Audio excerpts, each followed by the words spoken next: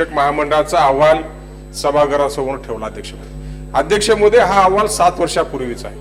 माझी आपल्याला विनंती आहे की आपण महामंडळाला आदेशित करावे, त्या वर्षाचा अहवाल सभागृहाला सादर करावा. ह्या आदेश आपण त्या महामंडळाला द्यावा अध्यक्ष महोदय. 7 वर्षापूर्वीचा महामंडळाचा अहवाल जर सभागृहासमोर जर 7 वर्षानंतर 10 वर्षानंतर येत असेल, हे योग्य नाही अध्यक्ष महोदय. अध्यक्ष महोदय, दुसरा महत्वाचा विषय असा आहे अध्यक्ष महोदय की सर्व समित्या ह्या आपल्या नियंत्रणाखाली काम करतात अध्यक्ष महोदय. विधानमंडळाच्या समित्या ह्या आपल्या अध्यक्ष महोदय, विधानमंडळाच्या समित्या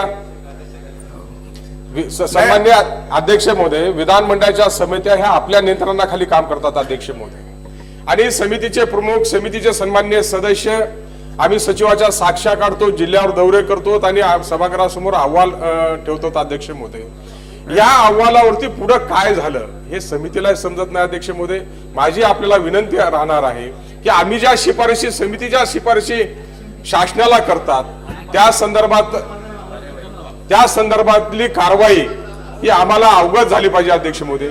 आणि तिसरा महत्वाचा मुद्दा असा आहे अध्यक्ष महोदय की आपण औचित्य घेतो अध्यक्ष महोदय. आपला खूप मोठेपणा आहे की आम्हा सर्व सदस्याला 30-30, 36-36 औचित्य ठेवल्यानंतर अनुपालन अहवाल देखील ठेवला जातो. आणि त्या उशीर झाला असेल तर वेळेवर ठेवावं. याच्या पुढे एवढी काळजी मंत्र्यांनी घ्यावी. आज आपल्या सभागृहाचे एक सदस्य, आष्टीचे आमदार भीमरावजी धोंडे, त्यांचा वाढदिवस असल्यामुळे सर्वांनी त्यांचं अभिष्ट चिंतन करावं. सन्मान्य अध्यक्ष महोदय, आपण आम्हाला औचित्य, सन्मान्य अध्यक्ष महोदय, आपण औचित्य मांडायला आम्हाला परवानगी देता. आपण सभागृहामध्ये जर आपण औचित्य बघलो तर अध्यक्ष महोदय, एक औचित्य 3दा 4दा रिपीट होतात अध्यक्ष महोदय.